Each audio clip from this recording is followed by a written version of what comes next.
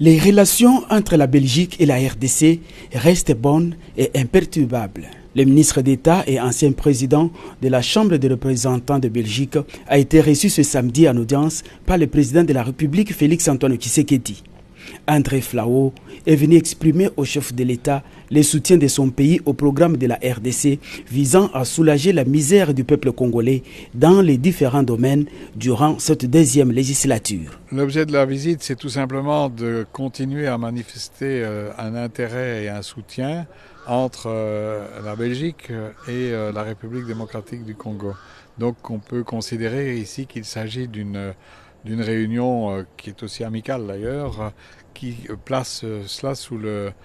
thème de la continuité des dossiers entamés à un moment où le Congo vient de se doter d'un nouveau gouvernement qui a un programme qui est effectivement chargé, qui va intégrer toutes les priorités émises par le président, que l'on parle notamment du désenclavement, du numérique, que l'on parle de toute une série de projets. Et dans cet ordre d'idées, j'ai aussi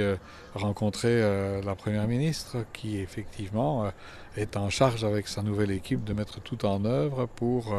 à un rythme soutenu, répondre aux aspirations de la population. Concernant l'agression de la RDC par le Rwanda, l'homme d'État belge a précisé que son pays n'est pas resté insensible face à ce qui se passe à l'est de la République démocratique du Congo. Et en ce qui me concerne, j'ai été au Parlement celui qui a porté le plus de questions et de remarques à l'égard des ministres, premiers ministres à l'époque et ministres des Affaires étrangères pour